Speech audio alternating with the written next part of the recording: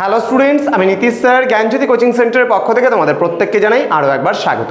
তো স্টুডেন্টস, আজকে আমি তোমাদের সঙ্গে যে বিষয়টি নিয়ে আলোচনা করব সেটা হচ্ছে এনইপি 4 ইয়ার আন্ডার গ্র্যাজুয়েট প্রোগ্রামের অধীনস্থ যে সমস্ত ছাত্রছাত্রীরা সিধু কানু বিরসা ইউনিভার্সিটির আন্ডারে বিভিন্ন কলেজগুলোতে পড়াশোনা করছো তাদের জন্য কিন্তু আজকের এই ক্লাসটা খুব গুরুত্বপূর্ণ একটা টপিক, সেটা হলো যৌথ পরিবার নিয়ে কিন্তু আলোচনা করব।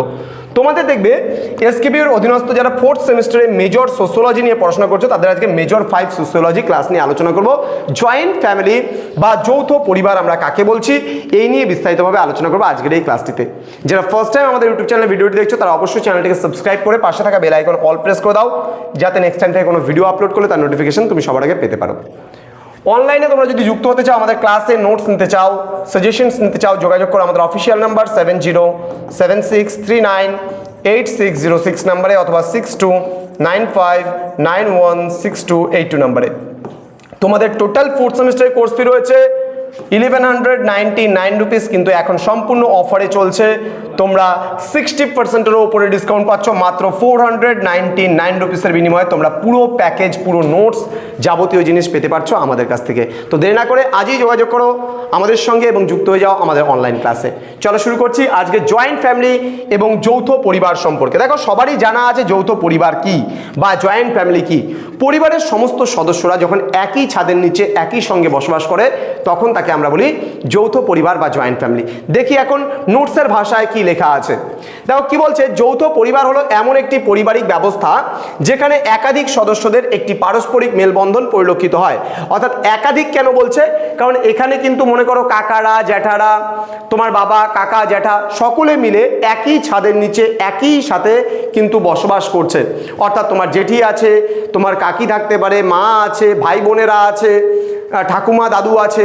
তো প্রত্যেকে মানে মোটামুটি অনেক জনের একটা মেম্বার, একাধিক মানুষের একটা মেম্বার সহ যদি তৈরি হয় যদি একটা পরিবার, তাহলে তাকে আমরা জয়েন্ট ফ্যামিলি বলি।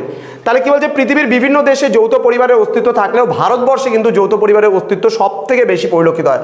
ভারতবর্ষে যেমন সব থেকে বেশি সিঙ্গেল পরিবার রয়েছে, আবার সব থেকে বেশি জয়েন্ট ফ্যামিলিও কিন্তু ভারতেই পরিলক্ষিত হয়। পৃথিবীর কোথাও এত বেশি জয়েন্ট ফ্যামিলি পরিলক্ষিত হয় না যতটা কিন্তু ভারতবর্ষে পরিলক্ষিত হয়।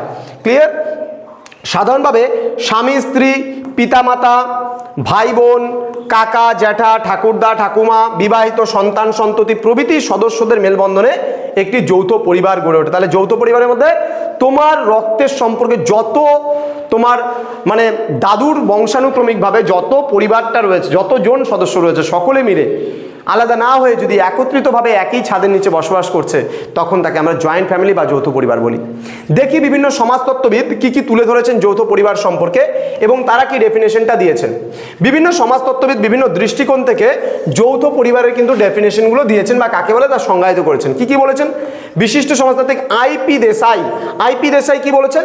বলেছেন যে সেই সমস্ত পরিবারকে যৌথ পরিবার বলা হয় যে সমস্ত পরিবারগুলোর বংশানুক্রমিক গভীরতা একক পরিবারের গভীরতা থেকে বেশি, যার সদস্যরা সম্পত্তি, উপার্জন এবং পারস্পরিক অধিকার দায়িত্বের পরিপ্রেক্ষিতে পরস্পরের সঙ্গে সম্পর্কযুক্ত থাকে, তাকে আমরা যৌথ পরিবার বলি। এটা কিন্তু আইপি দেশাইয়ের মতে। এবার মেমোরিয়া কি বলেছে? বিশিষ্ট সমাজবিদ মেমোরিয়া বলেছেন যৌথ পরিবার বলতে একাধিক প্রাথমিক পরিবারের সমষ্টিকে বোঝায়। প্রাথমিক পরিবার বলতে গেলে সিঙ্গেল ফ্যামিলিকে বুঝি। তাহলে ওখানে একাধিক মানে সিঙ্গেল ফ্যামিলি নিয়ে একটা যৌথ পরিবার কিন্তু গড়ে উঠতে পারে। কিন্তু আমি বলছি রক্তের সম্পর্কিত কিন্তু একাধিক ফ্যামিলি। মনে করো আমি আছি, আমার ওয়াইফ আছে, আমার সন্তান সন্ততি আছে, আমার ভাই আছে, তার ওয়াইফ আছে, তার সন্তান সন্ততি আছে, আমার দাদা আছে, তার ওয়াইফ আছে, সন্তান সন্ততি আছে, এবার আমার জেঠু আছে, আমার কাকা আছে, সকলে মিলে, দাদু আছে, ঠাম্মা আছে, সকলে মিলে কিন্তু একত্রিতভাবে যখন আমরা একটা পরিবারের নিচে মানে বসবাস করছি তখন কিন্তু তাকে আমরা বলছি জয়েন্ট ফ্যামিলি।